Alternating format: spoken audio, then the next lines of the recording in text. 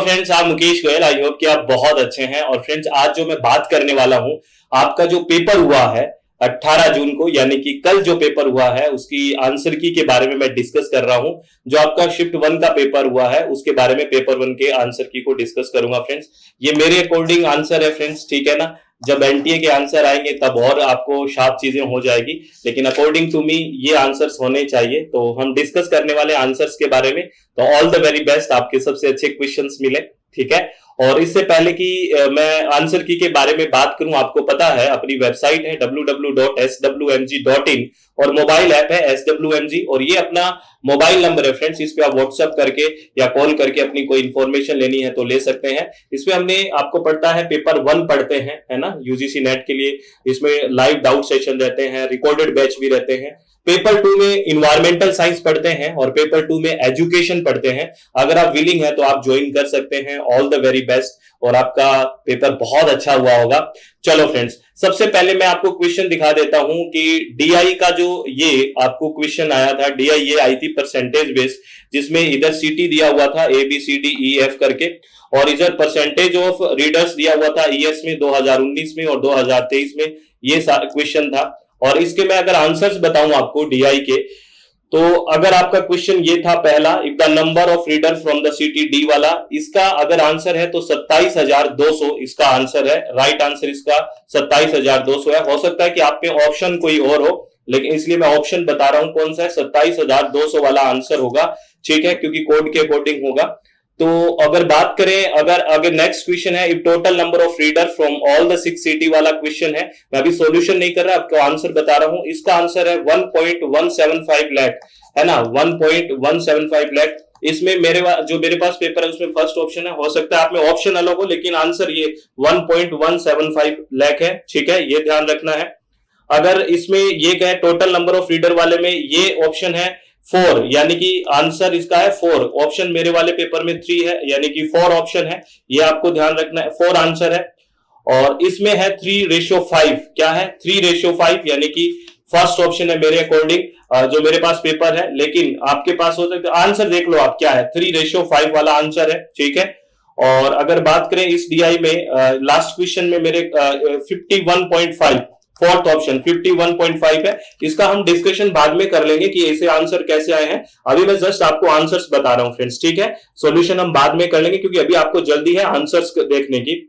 और ये मैच का क्वेश्चन था, जिसमें डिजिटल इनिशिएटिव को हमें मैच करना था, ठीक है। तो हमने इसकी डेफिनेशंस वगैरह सबकी करी है। FOSSE की भी डेफिनेशन भी आप देखोगे, यानी कि फुल फॉर्म करोगे तो यही इसका फुल फॉर्म है, free and open source software for education. ये इसकी फुल फॉर्म है FOSSE की। यानी कि डी का क्या है 2 है, और डी का 2 अगर आप देखो तो ऑप्शन 1 में ही है। मेरे पास जो पेपर था उसमें सेकंड ऑप्शन, यानी कि ए का 3 है, बी का 1 है, सी का 4 है और डी का 2 है। ये वाला ऑप्शन देख लेना, ठीक है।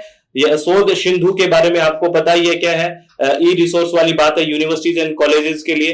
तो ये ऑप्शन इसका चला जाएगा, ठीक है। बेस्ट, बहुत अच्छा क्वेश्चन है। डिजिटल इनिशिएटिव में हम बहुत सारी बातें करते हैं फ्रेंड्स, वहीं से ये क्वेश्चन आया है। तो ऑल द वेरी बेस्ट, ऐसे क्वेश्चंस को अच्छे से करना है। अगर एक स्पीड का क्वेश्चन आया है आपको, speed in still water is 5 kilometre per hour and the speed of steam वाला ये क्वेश्चन है। इसका जो आंसर है वो मैं आपको बता दूं, 10 हार्स इसका आंसर है। क्या है, 10 हार्स इसका आंसर आएगा, ये आपको ध्यान रखना है, ठीक है। अगर मैं आपको बात करूं, एक एब्रीवेशन दिया हुआ था रिसर्च में कि ये एब्रीवेशन किसके लिए है, एटॉल किसके लिए है। ये एटॉल आपको पता है एंड अदर्स के लिए है, यानी कि ए का 2 मैच कर देते हैं और ऐसे ही आपका ऑप्शन हो जाता है। ए का 2 से सेकंड ऑप्शन था मेरे पास जो पेपर है, ए का 2 है, बी का 3 है, सी का 4 है, डी का 1 है, और सीधा सीधा ये आंसर हो गया। ये एब्रीवेशन मैच करने, और इसके बारे में हम बात करते हैं कि एटॉल, इस तरह का हर बार कोई क्वेश्चन पूछा ही जाता है, तो ये आपको ध्यान रखना है फ्रेंड्स, ठीक है। और ये हायर एजुकेशन के बिल्कुल सिंपल क्वेश्चन पूछा गया, विच of the following is the first post independence education commission in India. आपको पता है स्वतंत्रता के बाद सबसे पहले आने वाला कमीशन यूनिवर्सिटी एजुकेशन कमीशन है, तो इसका राइट आंसर ये हो गया।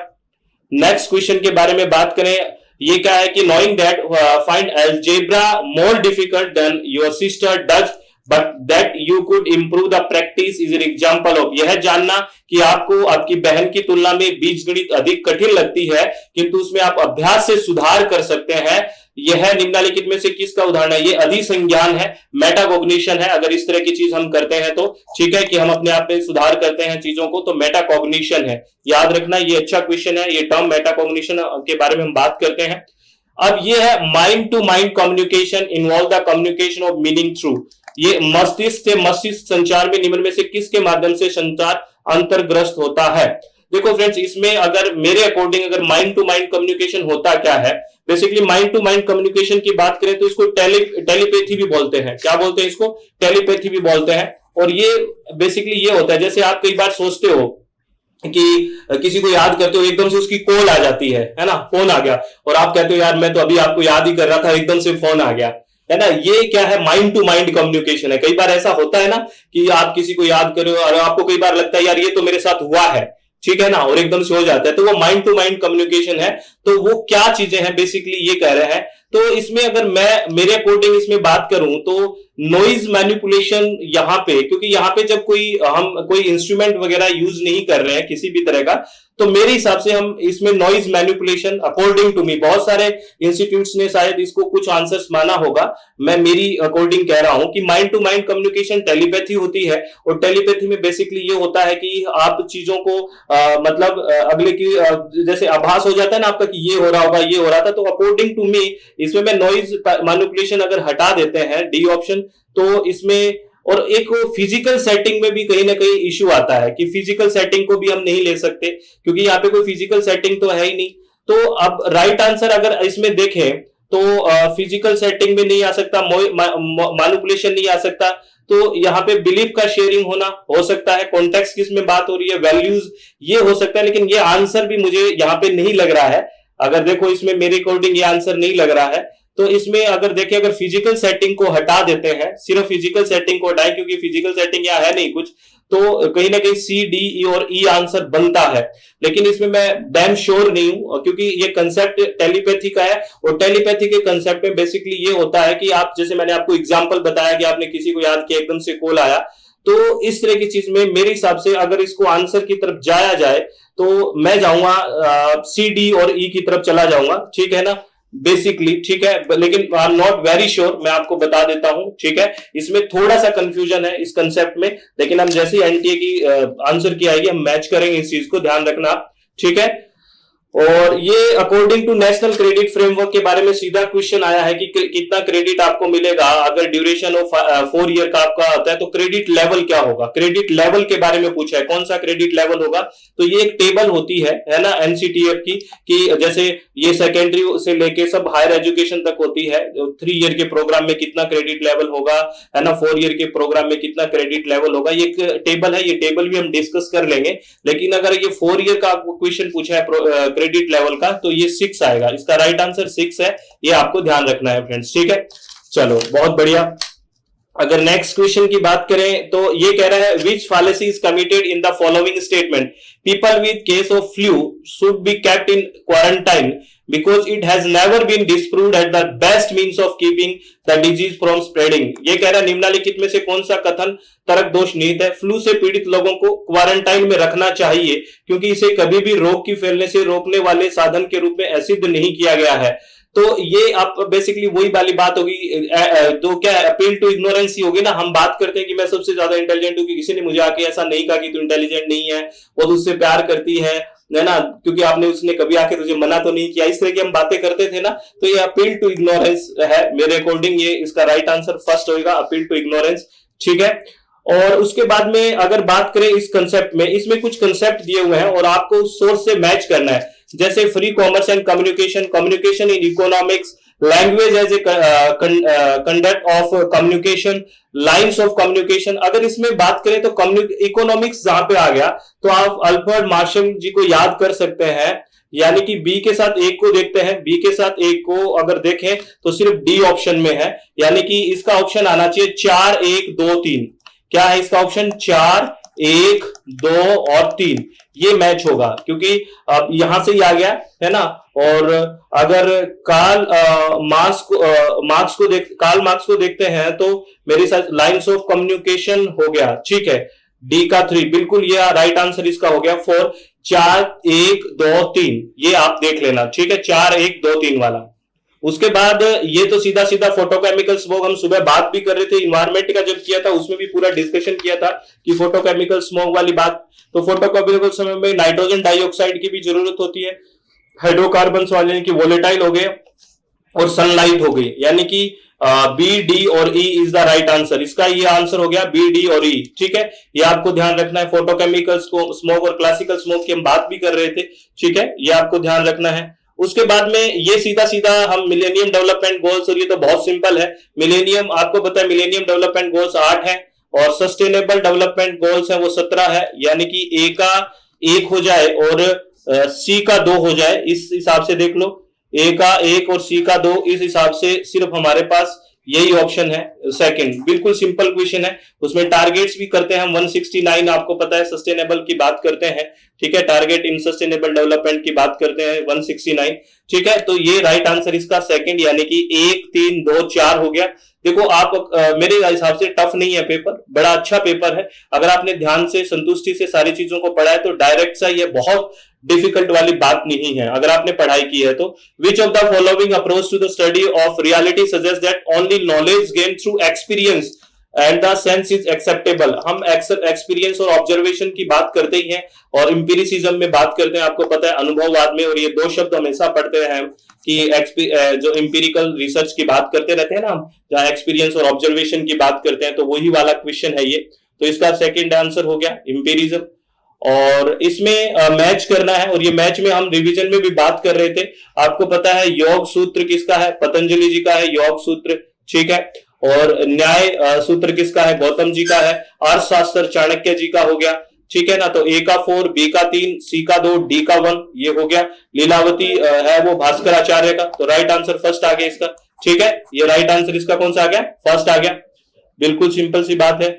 उसके बाद पीओपी का इन्वायरमेंट साइंस में क्वेश्चन पूछा है कि इसका फुल फॉर्म क्या है। ये है परसिस्ट ऑर्गेनिक पॉल्यूटेंट्स। ऐसे ऑर्गेनिक पॉल्यूटेंट्स जो बहुत लंबे टाइम तक रह जाते हैं इन्वायरमेंट में, परसिस्टेंट हो जाते हैं, बहुत लंबे टाइम तक रहते हैं, तो इसका राइट आंसर फर्स्ट यानी कि परसिस्टेंट ऑर्गेनिक पॉल्यूटेंट्स हो गया। उसके बाद अगर हम बात करें the second 5 year plan for implementation included the recommendation of the following, यानी कि जो द्वितीय पंचवर्षीय योजना है उसमें किसमें अनुशंसा को शामिल किया गया, तो इसको एलिमिनेशन मेथड से आप कर सकते हैं। यूनिवर्सिटी एजुकेशन कमीशन, आपको पता है ये तो स्वतंत्रता के बाद ही आ गया था, यानी कि इससे पहले आ गया था, तो इसको हम नहीं कहेंगे, ये नहीं लेंगे। और लैंग्वेज कमीशन ऑफ इंडिया की बात करें तो लैंग्वेज कमीशन ऑफ इंडिया 1955 में इंडियन कॉन्स्टिट्यूशन आर्टिकल शायद 344 आर्टिकल के तहत शायद बना है ये लैंग्वेज कमीशन ऑफ इंडिया। ठीक है, 1955, तो इसको भी एलिमिनेट करेंगे हम। तो राइट आंसर कौन सा आ गया, ये एलिमिनेट हो जाता है ए और बी, तो राइट आंसर हो गया सी डी और ई, यानी कि second option according to me, यानी कि सी डी और E is the right answer. ठीक है, इसमें ये एलिमिनेट कर सकते हो आप यूनिवर्सिटी एजुकेशन कमीशन, क्योंकि अगर 5 ईयर प्लान सेकंड की बात करो तो यूनिवर्सिटी एजुकेशन कमीशन तो पहले आ चुका था, और लैंग्वेज कमीशन ऑफ इंडिया है उसकी बात करो तो ये भारत के जो संविधान है उसमें अनुच्छेद 344 के तहत शायद 1955 में आ गया था ये। तो ये जो 3 बात बचती है ये आ सकती है बिल्कुल, तो सी डी और E is the right answer according to me, ये आपको ध्यान रखना है। और ये आपको इमेज दिख रही होगी, ये क्या क्वेश्चन है, which of the following national coordinator of Swayam course non technical post graduate की बात की है, तो ये हम स्वयं के कोऑर्डिनेटर्स की बात करते हैं, पूरा टेबल पढ़ते हैं। आपको पता है नॉन टेक्निकल और पोस्ट ग्रेजुएशन जितने भी है, यानी कि परास्नातक जो शिक्षा है वो कौन, गैर तकनीकी कौन देखता है, आपको पता है यूजीसी है उसको कोऑर्डिनेट करता है। और ये कोऑर्डिनेटर का हम जब सुबह सुबह रिवीजन कर रहे थे तो मैंने आपको एक टेबल दिखाई थी फ्रेंड्स, मैंने कहा था कि इसमें कोऑर्डिनेटर्स को याद कर लेना। अब आपने कितना याद किया है, अप टू यू। ठीक है ना, और ये क्वेश्चन है, ये बड़ा ट्रिकी क्वेश्चन है, हल्का सा ट्रिकी इसलिए है क्योंकि इसमें थोड़ा सा आपको चेंज करना आना चाहिए। यह विच of the following statement A और डी, ये जैसे इसमें ऑप्शन के आंसर लगे हुए हैं, ये स्टूडेंट के आंसर है। ठीक है ना, हाँ स्टूडेंट ने भी, ये हमारा स्टूडेंट ने भी बहुत सारे क्वेश्चन ठीक किए, लगभग 40 क्वेश्चन ठीक कर दिए मेरे अकॉर्डिंग, लेकिन मैं आपको आंसर बताऊंगा वो देखना, क्योंकि इस पेपर में आपको दिखे वो स्टूडेंट के आंसर से, थोड़ा ध्यान देखना। Which of the following statement A और D about computer memory size is true. अब कह रहे हैं 25 KB है वो 100 MB से बड़ा होता है, क्या ये बात जचने वाली है क्या? मैं आपको ये रिलेशन दिखाता हूं, देखिए ये रिलेशन है, ये सारा का सारा हमने बात की है ना, केबी के बारे में बात की है, एमबी के बारे में बात की है। देखो जो 1024 बाइट होगी तो 1 KB होएगा, और 1024 KB होएगा तो 1 MB होएगा। तो अब इस क्वेश्चन को देखो, ये क्या कह रहा है कि अगर आपके पास 25 KB है, 25 KB है, वो 100 MB से बड़ा है। आप बताओ, आपके पास क्या है? 25 KB। ये आपके पास 25 KB है, ये 25 KB है, ठीक है। और यहां 100 MB हो जाए, ये MB 100 हो जाए, तो ये 25 KB कैसे बड़ा होगा? क्योंकि आप देखो 1 MB के अंदर 1024 KB है, तो ये अगर 100 MB हो गया तो बहुत बड़ा हो गया, तो ये तो बहुत बड़ा है, 25 KB कैसे बड़ा हो सकता है? इससे तो नहीं हो सकता। तो पहला स्टेटमेंट बिल्कुल गलत है ना, 25 KB लार्ज नहीं हो सकता। और फिर कह रहा है देखो 999 यानी कि 999 MB है, वो 50 GB से बड़ा है। अब बताओ कैसे बड़ा हो जाएगा? ये 50 GB से बड़ा है, 999 MB। अब बताओ 999 MB, यानी कि एक बात बताओ, 1 MB इक्वल टू 1024 KB है, और 1 GB के अंदर कितना होता है? 1024 MB होता है। तो अगर यहां पे 1000 MB भी होता है तो 1 GB हो गया ना, यू मान लो। और वो कह रहा है 50 GB से बड़ा है, नहीं कैसे हो जाएगा 50 GB से बड़ा?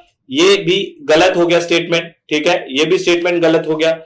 और ये कह रहा है 3500 KB है, वो छोटा है किससे? 2 GB से। चलो ये देखते हैं, 2 GB है, 2 GB के अंदर आपके पास कितना हो गया? यू मान लो 2048 MB हो गया, है ना। अगर 2 GB की बात करें तो 2048 MB हो गया। और वो क्या कह रहा है देखिए, वो कह रहा है कि 3500 क्या है इसमें? KB।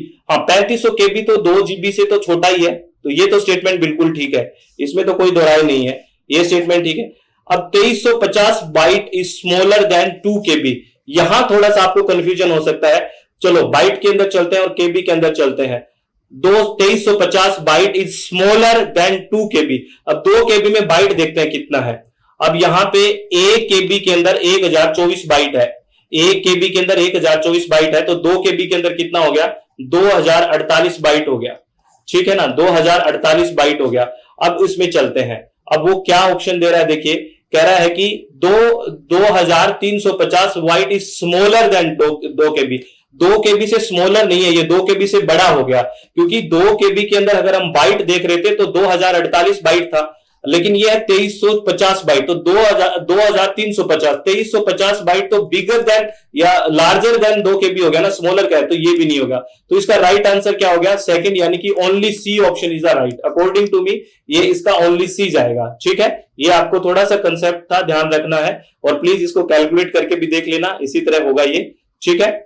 अब एक क्वेश्चन आपसे मैथमेटिकल रीजनिंग वाला है कि एक motor boat cover certain distance वाला है, इसका राइट आंसर है 44 किलोमीटर पर हार, 44 किलोमीटर पर हार है, ठीक है। इनके सबके सॉल्यूशन हम बाद में कर लेंगे फ्रेंड्स, अभी मैं आपको क्वेश्चन दिखा रहा हूं और right answer according to me बता रहा हूं। Which technology first mark is separation between transportation and communication. आपको पता है टेलीग्राफ का आविष्कार हुआ तो बहुत ज्यादा ट्रांसपोर्टेशन की बात रुक गई थी, तार से इंफॉर्मेशन जाने लगी थी, पहले तो पता है जा जाके इंफॉर्मेशन देते थे, तो टेलीग्राफ हो गया इसका। और ये क्वेश्चन बड़ा अच्छा क्वेश्चन है, इस क्वेश्चन को देखिए क्या कह रहा है ये question, the media accountability system to improve media quality focus on. कह रहा है मीडिया गुणवत्ता में सुधार हेतु मीडिया उत्तरदायित्व प्रणाली निम्नलिखित में से किस पे केंद्रित करती है। अगर मीडिया की अकाउंटेबिलिटी बढ़ानी है, जवाबदेहिता बढ़ानी है और उस सिस्टम को इंप्रूव करना है तो क्या होगा? देखो इवैल्यूएशन होना चाहिए, बिल्कुल होना चाहिए, मूल्यांकन होना चाहिए, पहली बात तो ये इवैल्यूएशन होना चाहिए बिल्कुल, मॉनिटरिंग भी होना चाहिए, ठीक है, एजुकेशन होगा, फीडबैक भी होगा। तो अकॉर्डिंग टू मी इसमें ऑडियंस कंट्रोल हटा दिया जाए, कंट्रोल नहीं करना है, प्रॉपरली इवैल्यूएट करके चीजों को डिस्कस करना है। तो मेरे अकॉर्डिंग इसका right answer A, C, D और ई होना चाहिए, और ये जो ए, सी, डी और ई है ये फोर्थ ऑप्शन है। क्या है? Fourth option. और बाकी हम आंसर आएगा तो एक बार फिर मैच करेंगे फ्रेंड्स। अकॉर्डिंग टू मी इसका right answer A, C, D और ई है, क्योंकि मीडिया अकाउंटेबिलिटी में इवैल्यूएशन, मॉनिटरिंग, एजुकेशन और फीडबैक ये सब चलना चाहिए, ऑडियंस कंट्रोल इसमें एलिमिनेट करते हैं हम, तो राइट आंसर इसका फोर्थ हो गया, ए, सी, डी और ई इसका राइट आंसर हो गया। अब अगर हम बात करते हैं आगे, यहां जो क्वेश्चन है ना, ये स्टैटिस्टिक्स का क्वेश्चन है, जो रिसर्च में हम स्टैट की बात करते हैं। कह रहा है when you try to predict the value of outcome variable from one और more variable you are likely to be using जो पियर्सन प्रोडक्ट मोमेंट कोरिलेशन है है ना, और रिग्रेशन की बात कर रहा है बेसिकली। तो इस क्वेश्चन में डाउट है मेरे को कि ये ऑप्शन ठीक कौन सा होना चाहिए, ये मैं डाउट में रख रहा हूं, ये क्वेश्चन मैं डाउट में रख रहा हूं, क्योंकि ये जो मेथड दिए गए हैं फ्रेंड्स, इनको थोड़ा सा और डिस्कस करके हम इस क्वेश्चन के आएंगे, जल्दबाजी में इसका आंसर नहीं करेंगे।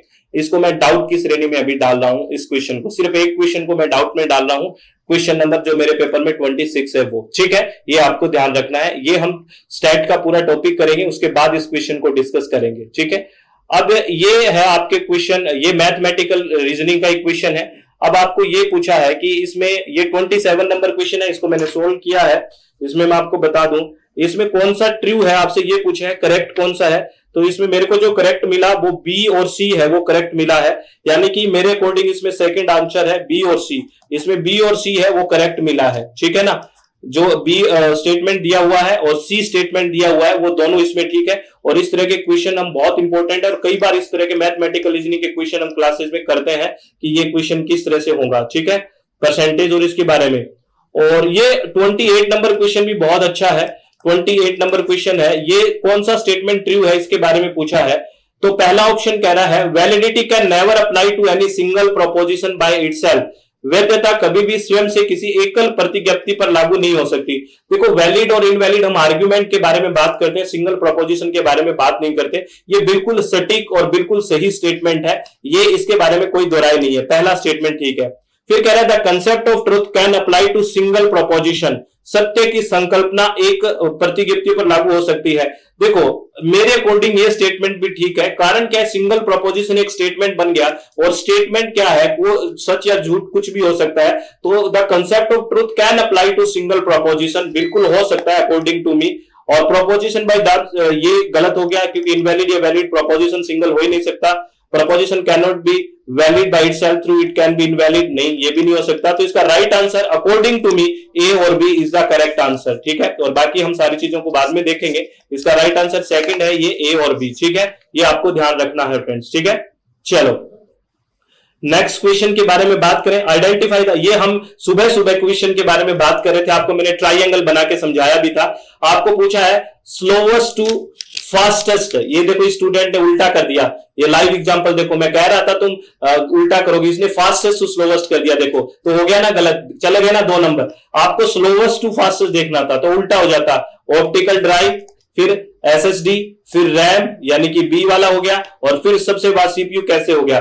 तो ये देखो यानी कि डीसीबीए, डीसीबीए कहां है, देखो डीसीबीए फर्स्ट ऑप्शन हो गया ना।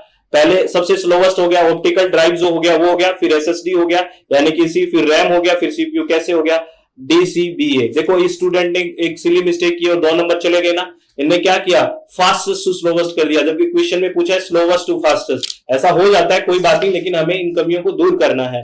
तो राइट आंसर इसका फर्स्ट हो जाएगा, यानी कि डीसीबीए, है ना। उसके बाद अगर ये पूछा है करेक्ट सीक्वेंस बताना है आपको, है ना, अकॉर्डिंग टू ईयर, और कब ये आपको correct sequence follow research organisation according to their year of establishment. तो सबसे पहले कौन सा एस्टेब्लिश हुआ, उसके बाद कौन सा हुआ, तो ये राइट आंसर है EADCB।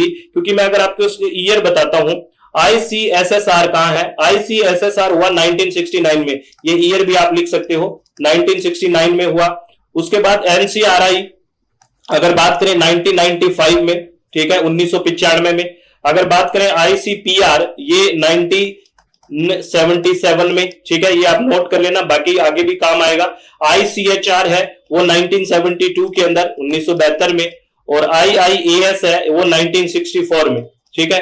तो अब आप इसमें देख लो सबसे पहले कौन सा हो गया, 64 वाला, यानी कि Indian institute of advance studies हो गया, ई हो गया, सबसे पहले ई हो गया, तो इसी में सबसे पहले ई, देखिए तो राइट आंसर ये हो गया, ये आपका राइट आंसर हो जाएगा EADCB, ठीक है।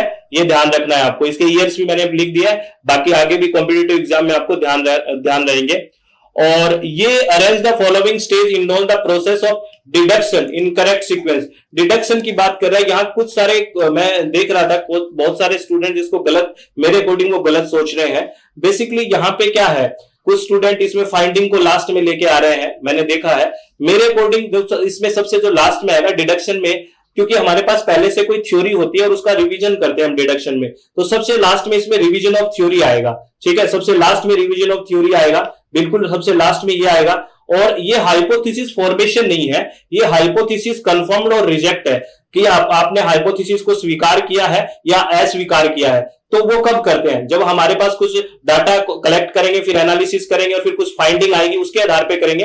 तो इसमें अगर सबसे पहले बात करें तो इस अकॉर्डिंग टू दिस क्वेश्चन सबसे पहले डाटा कलेक्शन आएगा, उसके बाद हमने उसका एनालाइज करके उसकी फाइंडिंग लेके आए, उसके बाद जो हमने हाइपोथेसिस बनाई थी वो कंफर्म हुई है या रिजेक्ट वो देखेंगे, और उसके बाद हम उस थ्योरी को रिवाइज करेंगे डिडक्टिव में, क्योंकि डिडक्टिव में जनरल बात पहले से पता है, थ्योरी पहले से पता है आपको जनरल, उसको रिवीजन की बात कर रहे हो आप। तो इसमें क्या आएगा, सबसे पहले डी आएगा, उसके बाद इसमें सी आएगा, उसके बाद इसमें बी आएगा और उसके बाद ए आएगा, यानी कि डी सी बी है। और इस तरह का क्वेश्चन हम करते भी हैं, मेरे हिसाब से आपने पहले भी किया हो। इसका राइट आंसर सेकंड है। वेरी गुड, स्टूडेंट ने भी ठीक किया हुआ है। ठीक है, और इसमें आप अगर इस क्वेश्चन को हम बाद में करेंगे, मैं अभी इसका आंसर बता देता हूं। इसका राइट आंसर है, मैंने इसका सोल्व किया है, राइट आंसर इसका 199 है, 199 है इसका। जो ये क्वेश्चन है ना, what is the base 10 equivalent of the base 4 number 3013, ये इसका राइट आंसर 199 है, 199 है, ये ध्यान रखना है।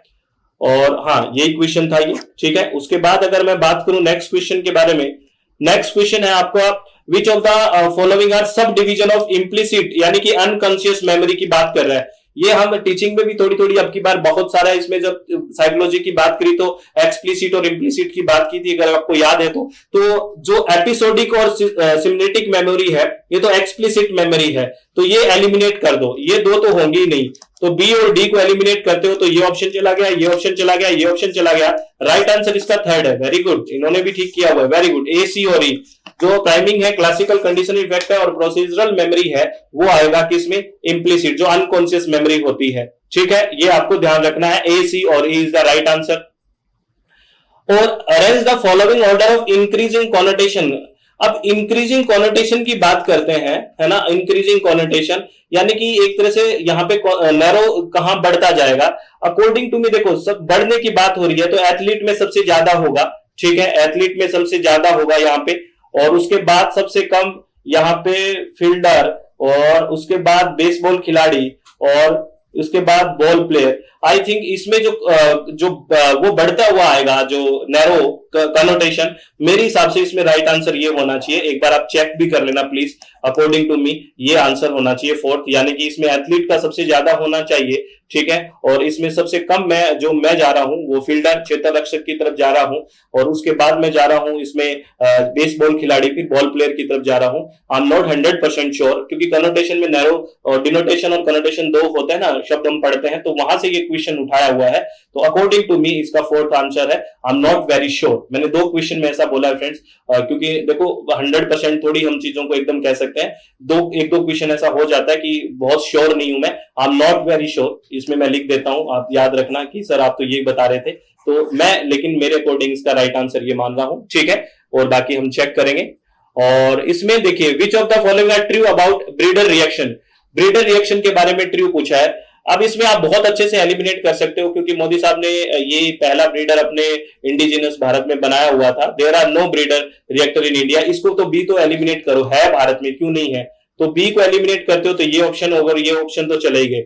उसके बाद दे प्रोड्यूस, इसमें कौन सा शामिल नहीं किया हुआ वो देख लेते हैं। ये शामिल किया, breeder reactor produce more nuclear waste, बिल्कुल ज्यादा न्यूक्लियर वेस्ट जनरेट करता है ये, तो इसका राइट आंसर फोर्थ हो गया, ए सी डी ई, ए सी डी ई। ये ब्रीडर की बात करते हैं जब हम न्यूक्लियर एनर्जी की बात करते हैं ना, पीपल डेवलपमेंट इन्वायरमेंट में, तब इसकी बात करते हैं ब्रीडर की। ए सी डी और ई है ना, ये रिएक्टर्स से क्वेश्चन है। ठीक है, फोर्थ ऑप्शन हो गया। और जब ये कहते हैं when communication helps a group to achieve its goal it is known as, नाम से ही पता रहे ये प्रमोट करेगा, प्रमोटिव रोल हो गया, इसकी संवर्धक भूमिका होगी, बिल्कुल संवर्धक भूमिका है, प्रमोटिव है इसका, तो प्रमोट करने वाली बात है, बिल्कुल ठीक है। और विच of the following statement is correct. न्याय सिलोजिज्म के बारे में हम बात करते हैं, इसमें प्रपोजिशंस और 3 टर्म्स हम बात करते हैं, माइनर, मिडल और मेजर की बात करते हैं, तो बिल्कुल ये ठीक है। न्याय सिलोजिज्म है 3 प्रपोजिशन 3 टर्म्स, ये इसका राइट आंसर होगा। ठीक है ना, ये ध्यान रखना, फोर्थ ऑप्शन इसका राइट हो गया। उसके बाद अगर बात करें नेक्स्ट क्वेश्चन, ये कह रहा है ये हम स्वयं के स्कीम स्कीम के बारे में बात करते हैं ना, आपने देखो आईसीटी के अंदर, तो एक वीडियो भी मैंने यूट्यूब पे भी डाला हुआ था कि ये स्कीम्स याद रखना, और उसमें स्पष्ट आपको ई विद्वान के बारे में बताया था, और यही थी कि डाटाबेस तैयार करना। मैंने कहा था सारे जो जानकार हैं, जो बड़े बड़े अपने क्षेत्र में काम करे हुए हैं, साइंटिस्ट है, प्रोफेसर है, उनको बिल्कुल डाटाबेस तैयार करना। तो यही है, which of the following digital initiative provide database और प्रोफाइल ऑफ साइंटिस्ट रिसर्चर, ये बात की थी ना, तो ई विद्वान यानी कि विद्वानों को इकट्ठा करना, ये हमारी बात हुई थी। ठीक है, उसके बाद में ये इनपुट और आउटपुट के बारे में, ये तो बहुत सिंपल क्वेश्चन है, एक भी मैच कर लोगे तो आ जाएगा। To input voice over for presentation, voice over के लिए तो क्या है, माइक यूज करते हैं, माइक्रोफोन यूज करते हैं इनपुट में, तो ए का 3 आ गया। और ए का 3 देखिए, आप इस क्वेश्चन को देखिए, बिल्कुल सिंपल बना दिया, इसमें किसी भी तरह का और ए का 3 है ही नहीं, और बिल्कुल आराम से हो रहा था, 3 4 3 4 1 2 ऐसे हो रहा था, बिल्कुल इजीली हो रहा था। ठीक है ना, जो मेरे पास पेपर है इसमें सेकंड ऑप्शन हो गया। उसके बाद अगर बात करें डिवाइस जो यूज होती है कंप्यूटर डिजिटल सिग्नल को एनालॉग सिग्नल में, ये हमेशा बात करते हैं कि इंटरनेट सर्विस प्रोवाइडर से जुड़ता है, ये काम होता है, मॉड्यूलेटेड डीमॉड्यूलेशन की बात करते हैं, तो मॉडेम हो गया, बिल्कुल सिंपल क्वेश्चन था ये। ठीक है, मॉडेम हो गया इसका आंसर। चलो बहुत बढ़िया। उसके बाद में ये आपको मैच करना था, ये कोडिंग डिकोडिंग से क्वेश्चन दिया हुआ है, जिसमें मैंने आपको कहा था इसमें काम करना, एबीसीडी याद कर लेना, कौन सा कितने नंबर पे है बताया था आपको। जैसे इसमें देखो फाइंड है ना, FIND है, फाइंड F कितने पे हो गया, फिक्स 6 पे हो गया, ये I कितने पे हो गया, I 9 पे हो गया, N कितने पे हो गया, N हो गया 14 पे, हो D कितना हो गया, 4 पे हो गया। तो अब अगर आप देखो ना, आगे वाले 2 घटा घटा के मैच कर दो इसमें, जैसे आगे वाले में जो ये नंबर है ना, आगे वाले में 2 घटाया हुआ है, जैसे ए का इसमें 2 मैच होगा, ऐसे करके देखना। 2 कैसे, देखो 6 में से 2 गया 4, 4 नंबर पे डी है, 9 में से 2 गया 7, 7 नंबर पे क्या है, जी है, देखो है ना, और 14 में से 2 गया 12, 12 पे कौन है, एल हो गया, और 4 में से 2 गया 2, 4 में से 2 गया कितना हो गया, यहाँ 12 लिख देता हूं, आप कंफ्यूज मत हो जाना, ये एल हो गया, और 4 में से 2 गया 2, यानी कि 2 पे बी है, तो ये आ गया DGLB हो गया इसका। ऐसे ही किया हुआ है, यानी कि जो इधर नंबर आएंगे ना, उसमें से 2 घटा के आगे देखना कौन सा है, इस तरह से किया हुआ है। तो राइट आंसर इसका सेकंड हो गया, second is the right answer. A का 2 इसी में दिया हुआ है, एक से ही हो रहा है, ए का 2, बी का 3, सी का 4, डी का 1, है ना, बहुत अच्छा, वेरी गुड, बहुत शानदार क्वेश्चन है। ठीक है, और इसके बाद में ये अरेंज करना है कि कौन सा फ्रैक्शन सबसे छोटा है, पहले इंक्रीजिंग ऑर्डर में बात करनी है, सबसे छोटा कौन सा है, उसके बाद बड़ा कौन सा है। इसको मैंने सोल्व किया है, मैं आपको बता दूं। अगर इसकी बात करें तो सबसे छोटा इसमें आएगा सी, यानी कि 16/19 इसमें सबसे छोटा है, और यही ऑप्शन है, यही ऑप्शन है इसका राइट आंसर, CBAD आएगा भी इसका राइट आंसर। इसमें क्या करना है आपको, इसका एलसीएम लेके आपको फिर करना पड़ेगा, क्योंकि यहाँ पे देखो ये प्राइम नंबर हो गया, ये प्राइम नंबर थोड़ा सा इधर दिक्कत कर रहा था, तो इसलिए इसको पूरा एलसीएम लेके करना, थोड़ा सा टाइम कंज्यूमिंग था, वरना था ब्रॉड यही एक एक का भाग देके देख लो किसमें सबसे कम आएगा और उसमें ज्यादा आएगा, ये देखते रहो। इसका राइट आंसर CBAD है। ठीक है, आगे बात करते हैं। ये क्वेश्चन, इसमें कुछ टॉक्सिकेंट्स हैं और किस ऑर्गन्स को इफेक्ट करेंगे, तो नेफ्रॉन्स पता है आपको, किडनी की बात होती है, तो ए का 2 होगा, किडनी हो गया, ए का 2 तो 2 में है। ठीक है, हेमेटोटॉक्सिक की बात करते हैं तो ब्लड से जित होता है, बिल्कुल होता है, बी का 4, ए का 2, तो राइट आंसर कौन सा हो गया, इसमें भी 2, रुको है भाई, पल्मोनरी किसके लिए होता है, लंग्स के लिए होता है, सी का 1 हो गया, बिल्कुल सी का 1 हो गया। ठीक है, और हेप्टोटॉक्सिक क्या है, लीवर के लिए है, तो राइट आंसर कौन सा आ गया, सी का 1 यानी कि लंग्स, ये फर्स्ट ऑप्शन है वो राइट आ गया, जो मेरे पास पेपर है 2 4 और 1 3। ठीक है, ये राइट आंसर आ गया इसका, ये ध्यान रखना फ्रेंड्स। ठीक है, तो आप मैच कर रहे हो ना। और उसके बाद which of the following statement is logically equivalent to the statement no horse are, जो फिलाइन यानी कि कोई भी घोड़ा विडाल नहीं है, तो देखो ये हॉर्स है, ये विडाल हमने बना लिया है ना, ये 2 अलग अलग बनेंगे, तो फिर ये भी बन गया कि नो फिलाइंस आर हॉर्स। ये सर्कल बना के मैं सीधा सा आपको बताता हूं, इसमें आप कर लेना, तो ये राइट आंसर इसका यही हो गया फर्स्ट, क्योंकि वो बात है तो ये उल्टा भी बात भी सटीक बैठ रही थी, तो इक्विवेलेंट हो गया, तो बिल्कुल ठीक है इसमें फर्स्ट ऑप्शन। और ये तो बिल्कुल सिंपल क्वेश्चन दे दिया, if the research project setup do the everybody of population interest in equal chance of being included in the sample, यानी कि जिसको इक्वल चांस मिले, है ना, समान अवसर, तो प्रोबेबल सैंपलिंग हो गया, है ना, प्रोबेबिलिटी हो गया। ये बाकी के नॉन प्रोबेबल के एग्जांपल है, देखो जजमेंटल, कन्वीनियंस, कोटा सैंपलिंग, कौन सा आएगा, प्रोबेबल सैंपलिंग। प्रायिकता प्रतिचिह्न। तो ये सारे क्वेश्चन के मैंने आंसर मेरे अकॉर्डिंग बेस्ट बताने की कोशिश किया। मैंने इसमें पैसेज के आंसर नहीं बताए फ्रेंड्स, क्योंकि थोड़ा सा साइकोलॉजिकल बेस्ड होता है, उसमें पढ़ेंगे फिर अच्छे से करने की कोशिश करेंगे। क्योंकि मुझे ये लगता है कि जितना कि मैंने जल्दी बता दिया आंसर, जल्दी बताना है, उससे अच्छा है कि थोड़ा सा एनालिसिस करके बताया जाए। क्योंकि देखो आपने पेपर तो कर ही दिया है ना, उसमें कोई ये तो है नहीं कि अब पेपर है अभी जल्दी आंसर बताओ। हम देखें सटीक रूप से कि ऐसा आंसर हो सकता है, इस तरह से हो सकता है। तो अकॉर्डिंग टू मी ये जो आपका फर्स्ट जो आपका हुआ है 18 जून को पहला जो पारी में पेपर हुआ है, उसके आंसर ये मैंने बता दिया, पैसेज के छोड़ के 45 क्वेश्चंस के। इसमें मैंने 2 क्वेश्चंस में हल्का सा डाउट क्लियर करा है आपको कि ये मेरे डाउट्स हैं हल्का सा, मे भी वहां पे कुछ क्लियरिटी हम करेंगे और जो क्वेश्चन है उसको अच्छे से सॉल्व भी करेंगे। लेकिन क्वेश्चन मेरे अकॉर्डिंग बहुत टफ नहीं है और बहुत ईजी भी नहीं है। इसमें रेगुलर पढ़ाई की जरूरत है। जो आप बात करते हो ना, रेगुलर पढ़ाई करिए, एकदम से नहीं होता। कंसेप्ट क्लियर होना बहुत ज्यादा जरूरी है, कंसेप्चुअल बेस भी बातें हुई है, ठीक है। तो ऑल द वेरी बेस्ट। आप अच्छे से मैच करके मुझे बताइए कि कितने क्वेश्चन आए। और हाँ, सेकंड पारी का जो पेपर हुआ उसका भी मैं आंसर की डाल दूंगा जल्दी ही, शायद आज शाम को कोशिश करूंगा, आज ही तैयार करके डाल दिए जाएंगे, ठीक है। और ये आपका इंफॉर्मेशन है, ये वेबसाइट है अपनी www.swmg.in और ये मोबाइल एप्लीकेशन है और ये अपने नंबर है। आपको पता है हम हिंदी और इंग्लिश दोनों माध्यम में पढ़ते हैं, बिल्कुल सटीक रूप से जीरो से हम पढ़ाई स्टार्ट करते हैं। पेपर 1 के लिए भी और पेपर 2 अगर किसी का एजुकेशन और पेपर 2 किसी का इन्वायरमेंट साइंस है तो बिल्कुल बेसिक से एडवांस तक चलते हैं। और ये हमारे स्टूडेंट्स हैं, यही आपको बताएंगे। आप कमेंट बॉक्स में जो चीज सच है वो बताने की कोई दिक्कत नहीं। आप बताइए कि हमने कितनी ईमानदारी से तैयारी की और कितनी ईमानदारी से आपने पेपर किया और कितना अच्छा एफर्ट्स आपने लगाए। आपको पेपर देख के लगता है कि वास्तव में आपने मेहनत की है। कुछ सिली मिस्टेक सबसे हुई है, थोड़ी बहुत हुई है, लेकिन बहुत ज्यादा नहीं। बड़ा अच्छे क्वेश्चन अटेम्प्ट किए हैं तो बहुत अच्छा लगा, ठीक है। तो ऑल द वेरी बेस्ट। आपका होप कि बहुत अच्छा क्वेश्चन पेपर हुआ है और अपने चित्त को शांत रखें, आप खुश रहें और किसी भी तरह की टेंशन ना लें, ठीक है। All the very best. बहुत बहुत धन्यवाद। Thank you. Thanks a lot friends.